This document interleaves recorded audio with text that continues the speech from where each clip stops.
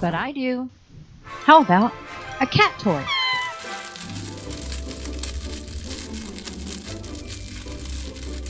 This store-bought toy will serve as our inspiration today.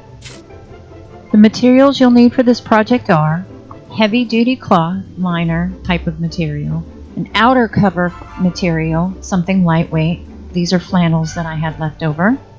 Ribbons of various colors and thickness, a piece of leather cording, catnip, some pins and sewing accoutrements, and of course, a sewing machine. The dreaded sewing machine. An iron and an ironing board surface, tape measure or ruler, scissors. You should also have a cat, or 2, or 3. And of course you'll need... I sifted through and found the pieces that made the most noise. I did not use any pieces that were too small or had come into contact with any type of toy that had a chemical or scent to make sure that I keep my animals safe.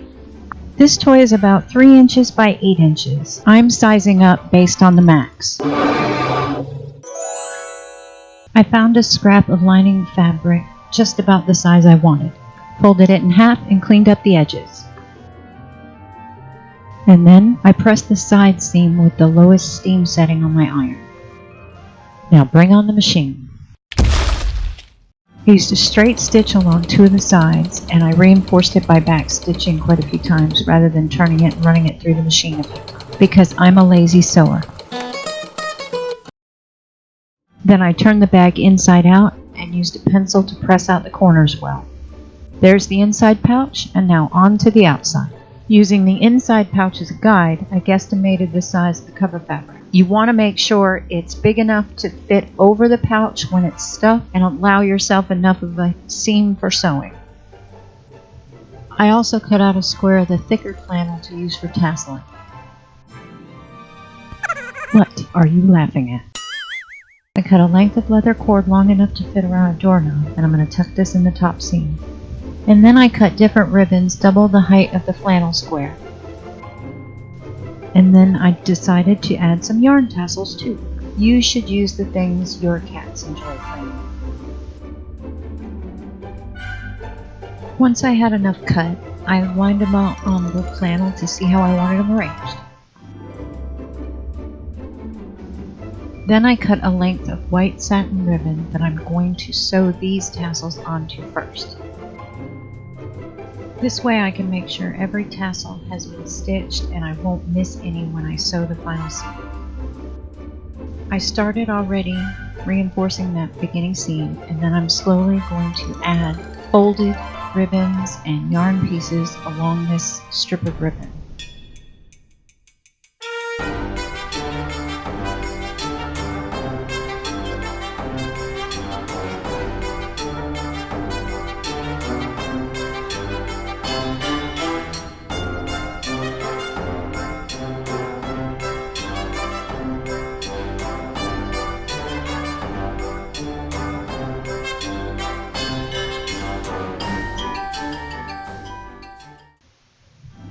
I sandwiched the ribbon between the outside covering and the heavy flannel.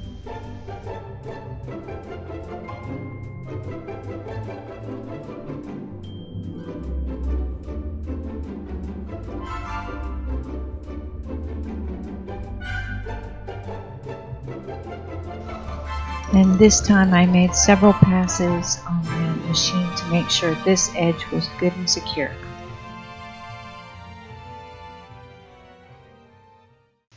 And now it's time to get stuffed.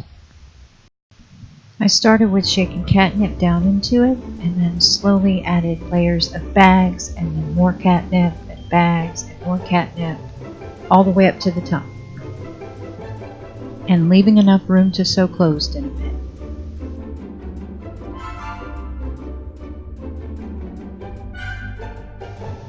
Then I went back to the outside covering.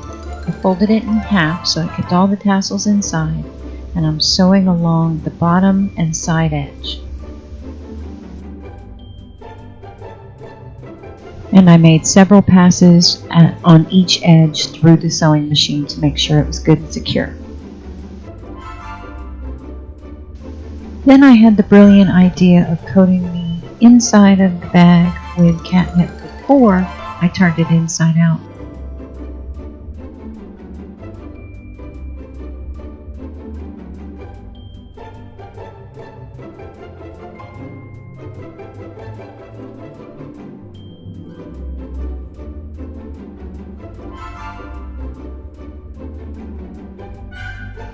Luckily, this flannel had some flexibility to it, so it slipped right over the pouch, despite the mess on the desk.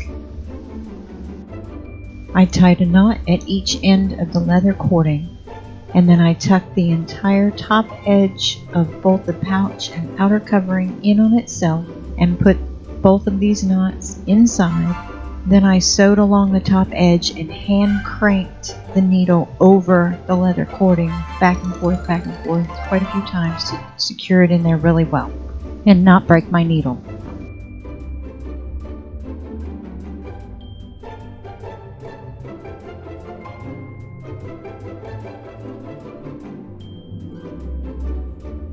I just had to move the tassels out of the way and cut the heavy flannel into strips. And there you go.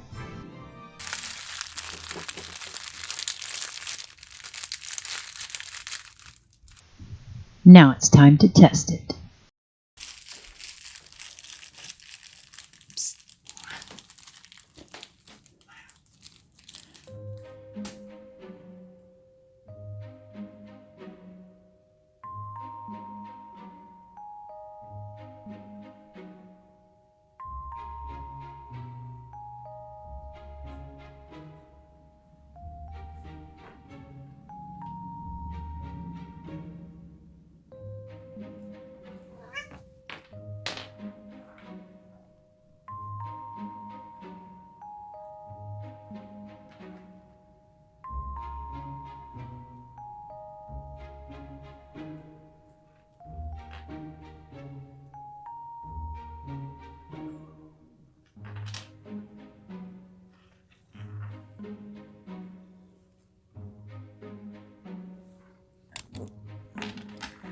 Oh, we like that, huh?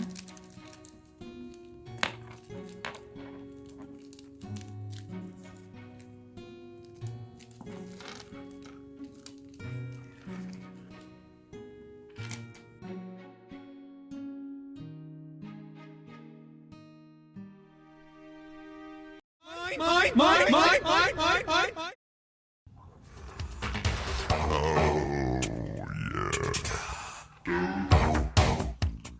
Can you let brother have it for a bit?